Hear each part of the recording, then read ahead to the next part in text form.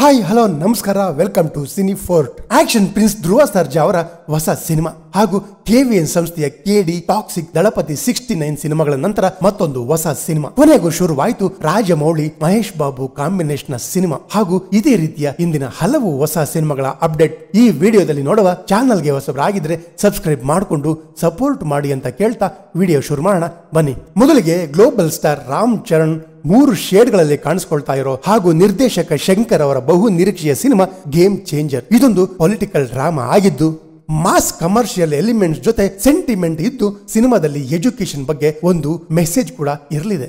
Cinema ಮೇಲೆ ಭಾರಿ ನಿರೀಕ್ಷೆ ಇದ್ದು ಇದೀಗ ಕನ್ನಡ ಸೇರಿದಂತೆ ತೆಲುಗು, ತಮಿಳು, ಹಿಂದಿ ಭಾಷೆಗಳಲ್ಲಿ ಗೇಮ್ ಚೇಂಜರ್ ಸಿನಿಮಾದ ಟ್ರೈಲರ್ ರಿಲೀಸ್ ಆಗಿದ್ದು ಟ್ರೈಲರ್ ಒಂದು ಬಾರಿ ನೋಡಿದ್ರೆ ಬರೀ ಸಾಧಾರಣ ಅನ್ಸುತ್ತೆ. ಸ್ವಲ್ಪ ಗಮನ ಇಟ್ಟು ನೋಡಿದ್ರೆ ತುಂಬಾ ವಿಷಯಗಳನ್ನ ಇವಾಗ ಬಿಡುಗಡೆ ಆಗಿರುವ ಟ್ರೈಲರ್ ನಲ್ಲಿ ಹೇಳಿದ್ದಾರೆ.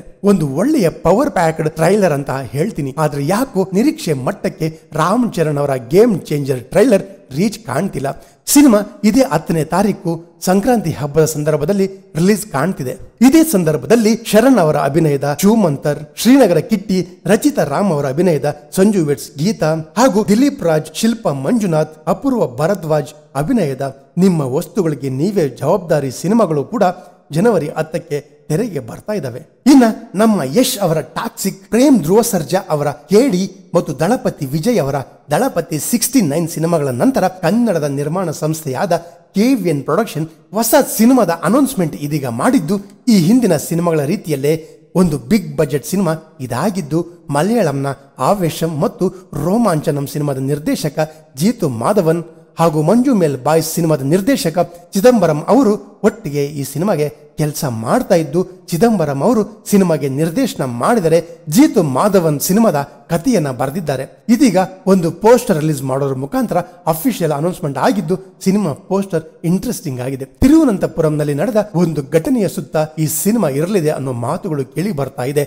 ಆದ್ರೂ ಇನ್ನಷ್ಟೇ ಕನ್ಫರ್ಮ್ ಮಾಡಬೇಕಿದೆ ಸಿನಿಮಾ ತಂಡ. 2025ರ ಕೊನೆಯ ವೇಳೆಗೆ ಸಿನಿಮಾ ರಿಲೀಸ್ ಮಾಡೋ ಪ್ಲಾನಿಂಗ್ ನಲ್ಲಿ ಇದೆ ಸಿನಿಮಾ ತಂಡ. ಒಟ್ಟಲ್ಲಿ ನಮ್ಮ ಕರ್ನಾಟಕದ ನಿರ್ಮಾಣ ಸಂಸ್ಥೆಗಳಾದ ಹೊಂಬಾಳೆ ಫಿಲ್ಮ್ಸ್ ಮತ್ತು KVN ಪ್ರೊಡಕ್ಷನ್ ಬೇರೆ ಭಾಷೆಗಳಲ್ಲಿ ಸಿನಿಮಾ ನಿರ್ಮಾಣ ಮಾಡ್ತಾ ಇರೋದು ನಿಜವಾಗ್ಲೂ ಖುಷಿಯ ವಿಚಾರ ಅಂತ ಹೇಳ್ತಾ ಇನ್ನ ಈ ಒಂದು ಸಿನಿಮಾಗಾಗಿ ಹೊಸ ಕಲಾವಿದರ ಹುಡುಕಾಟದಲ್ಲಿ ಇರೋ ಸಿನಿಮಾ ತಂಡ ಕೆಲವೇ ದಿನಗಳಲ್ಲಿ ಸಿನಿಮಾದ ಚಿತ್ರೀಕರಣ ಶುರು ಮಾಡಲಿದೆ ಅನ್ನೋ ಮಾಹಿತಿ ಇದೆ. ಇನ್ನ ತೆಲುಗಿನ ಪ್ಯಾನ್ ಇಂಡಿಯಾ ಡೈರೆಕ್ಟರ್ ರಾಜಮೌಳಿ ಹಾಗೂ ಪ್ರಿನ್ಸ್ ಮಹೇಶ್ ಬಾಬು ಅವರ ಕಾಂಬಿನೇಷನ್ ಸಿನಿಮಾ ಬರ್ತಾ ಇರೋದು ಈಗ ಹಳೆಯ ವಿಷಯ. ಆದ್ರೆ ಇವಾಗ ಸಿನಿಮಾದ ಕೆಲಸಗಳು ಶುರುವಾಗಿದ್ದು ಇದೊಂದು ಆಕ್ಷನ್ ಅಡ್ವೆಂಚರ್ ಸಿನಿಮಾ ಆಗಿದ್ದು ಆಫ್ರಿಕಾದ ಬ್ಯಾಕ್ ಡ್ರಾಪ್ ನಲ್ಲಿ ನಡೆಯೋ ಕಥೆಯಾಗಿರಲಿದ್ದು ಎಂದಿನಂತೆ ಸಿನಿಮಾದ ಕಥೆಯನ್ನ ವಿಜಯೇಂದ್ರ ಪ್ರಸಾದ್ ಅವರು ಬರೆದಿದ್ದು ಸಿನಿಮಾದಲ್ಲಿ ಮಹೇಶ್ ಬಾಬು ಅವರೊಟ್ಟಿಗೆ ನಟಿ ಪ್ರಿಯಾಂಕಾ ಚೋಪ್ರಾ ಹಾಗೂ ಮಲಯಾಳಂ ನಟ ಪೃಥ್ವಿರಾಜ್ ಸುಕುಮಾರನ್ ಕಾಣಿಸಿಕೊಳ್ಳಲಿದ್ದಾರೆ ಅನ್ನೋ ಮಾತುಗಳು ಕೇಳಿ ಬಂದಿದ್ದು ಇತ್ತೀಚೆಗಷ್ಟೇ ಸಿನಿಮಾದ ಮುಹೂರ್ತ ನೆರವೇರಿದ್ದು ಸಿನಿಮಾದ ಕೆಲಸಗಳು ಶುರುವಾಗಿದೆ. ಸಿನಿಮಾದ ಚಿತ್ರೀಕರಣ ಕೆಲವೇ ದಿನಗಳಲ್ಲಿ ಶುರುವಾಗಲಿದೆ ಅನ್ನೋ ಮಾಹಿತಿ ಇದೆ. ಅಂಡ್ ಸಿನಿಮಾ 2 ಭಾಗಗಳಾಗಿ ತೆರೆಗೆ ಬರಲಿದೆ ಅನ್ನೋ ಮಾಹಿತಿಗಳು ಕೇಳಿ ಬರ್ತಾ ಇದ್ರು ಅಧಿಕೃತವಾಗಿ ಕನ್ಫರ್ಮ್ ಮಾಡಬೇಕಿದೆ ಸಿನಿಮಾ ತಂಡ ಅಂತ ಹೇಳ್ತೀನಿ. ಇನ್ನ ಮಾರ್ಟಿನ್ ಸಿನಿಮಾದ ನಂತರ ಧ್ರುವ ಸರ್ಜಾ ಅವರು ಹಲವು ಸಿನಿಮಾಗಳ ಕತೆ ಕೇಳಿ ಅವುಗಳಲ್ಲಿ ಕೆಲವನ್ನ ಸೆಲೆಕ್ಟ್ ಮಾಡಿದ್ದಾರೆ. ಆಗಲೇ ಕೆರೆ ಬೇಟೆ ಸಿನಿಮಾದ ನಿರ್ದೇಶಕ ರಾಜ್ಗುರು ಅವರು ಧ್ರುವ ಸರ್ಜಾ ಅವರಿಗೆ ಮುಂದಿನ ಸಿನಿಮಾ ಮಾಡೋದಾಗಿ ಮಾತುಗಳು ಕೇಳಿ ಬರ್ತಾ ಇತ್ತು. ಬಟ್ ಇವಾಗ ತೆಲುಗಿನ ಹೆಸರಾಂತ ನಿರ್ಮಾಣ ಸಂಸ್ಥೆಯಾದ PMF ಅಂದ್ರೆ ಪೀಪಲ್ ಮೀಡಿಯಾ ಫ್ಯಾಕ್ಟರಿ ಸಂಸ್ಥೆಯು Dhruv Sarja sir, we've been talking for a while. We are ready to finalize a story. Dhruva Sarja ಅವರಿಗೆ ಒಂದು ಸಿನಿಮಾ ಮಾಡೋದಾಗಿ ಅನೌನ್ಸ್ ಮಾಡಿದ್ದು ಧ್ರುವ ಅವರಿಗಾಗಿ ಒಂದು ಕಥೆಯ ಹುಡುಕಾಟದಲ್ಲಿ ಇದ್ದು ಕತೆ ಫೈನಲ್ ಆದ ಕೂಡಲೇ ಧ್ರುವ ಸರ್ಜಾ ಅವರ ಸಿನಿಮಾ ಅನೌನ್ಸ್ ಮಾಡ್ತಾರೆ ನಿರ್ಮಾಪಕರು. ಇನ್ನ ಇದೇ ನಿರ್ಮಾಣ ಸಂಸ್ಥೆಯಿಂದ ಈ ಹಿಂದೆ ಶ್ರೀಮುರಳಿ ಅವರಿಗೆ ಪ್ರೊಡಕ್ಷನ್ ನಂಬರ್ 47 ಅಂತ ಒಂದು ಸಿನಿಮಾ ಅನೌನ್ಸ್ ಮಾಡಿದ್ದು ಅದರ ಕೆಲಸಗಳು ನಡೀತಾ ಇರೋದಾಗಿ ಕನ್ಫರ್ಮ್ ಮಾಡಿದೆ ನಿರ್ಮಾಣ ಸಂಸ್ಥೆ. ಒಟ್ನಲ್ಲಿ ಎಲ್ಲ ಸರಿ ಹೋದ್ರೆ ಪೀಪಲ್ ಮೀಡಿಯಾ ಫ್ಯಾಕ್ಟರಿ ನಿರ್ಮಾಣ ಸಂಸ್ಥೆಯಿಂದ ಕನ್ನಡದಲ್ಲಿ ಹಲವಾರು ಅದ್ದೂರಿ ಸಿನಿಮಾಗಳ ನಿರ್ಮಾಣ ಮಾಡೋದು ಪಕ್ಕ ಅಂತ ಹೇಳ್ತೀನಿ.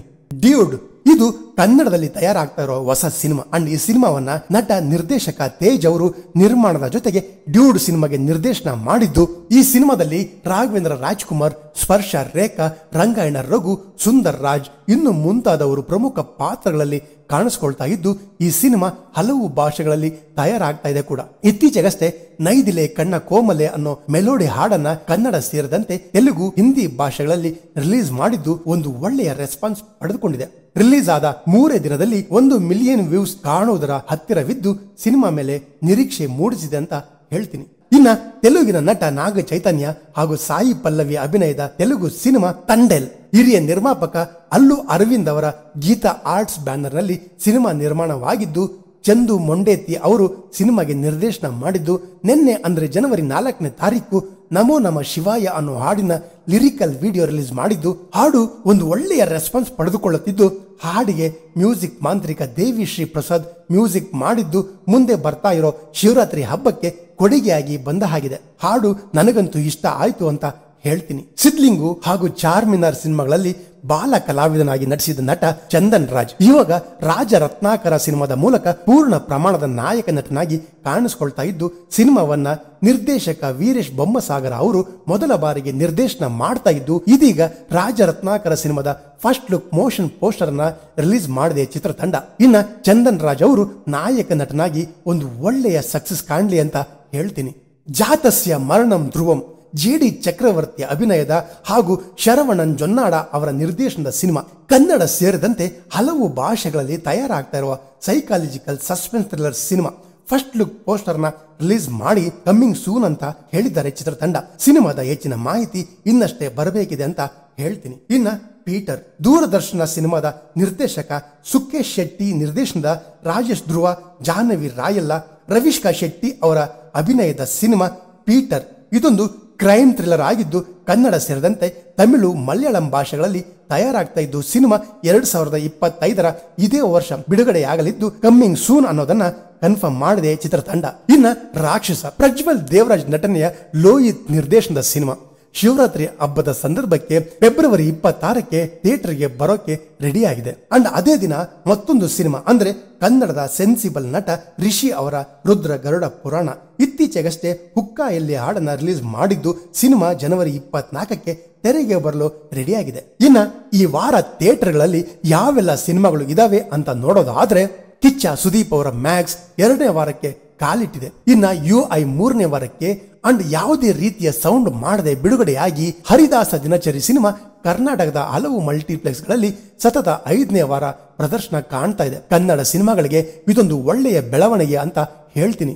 ಇನ್ನ ಜನವರಿ 3ರಂದು ಕನ್ನಡದ ಹಲವು ಸಿನಿಮಾಗಳು ಬಿಡುಗಡೆಯಾಗಿದ್ದು ಯಾವೆಲ್ಲ ಅಂತ ನೋಡೋದಾದ್ರೆ ಗನ್ಸ್ ಅಂಡ್ ರೋಜಸ್, ಸ್ವೇಚ್ಛಾ ಹಾಗೂ ಆಫ್ಟರ್ ಬ್ರೇಕಪ್ ಸಿನಿಮಾಗಳು ಯಾವುದೇ ರೀತಿಯ ಸೌಂಡ್ ಮಾಡ್ತಿಲ್ಲ, ಪ್ರೇಕ್ಷಕರನ್ನ ಥಿಯೇಟರ್ಗೆ ಬರೋ ಹಾಗೆ ಮಾಡೋದ್ರಲ್ಲಿ ಸೋತಿದೆ ಅಂತ ಹೇಳ್ತೀನಿ. ಇದಿಷ್ಟು ಇಂದಿನ ಸಿನಿಮಾ ಸುದ್ದಿಗಳು. ಇಂತಹ ಹೊಸ ಸಿನಿಮಾಗಳ ಹೊಸ ಅಪ್ಡೇಟ್ಗಳಿಗಾಗಿ ಈಗಲೇ ನಮ್ಮ ಚಾನಲ್ ಅನ್ನ ಸಬ್ಸ್ಕ್ರೈಬ್ ಮಾಡಿ ಅಂತ ಹೇಳ್ತಾ ಮತ್ತೆ ಸಿಗೋಣ ಮುಂದಿನ ವಿಡಿಯೋದಲ್ಲಿ.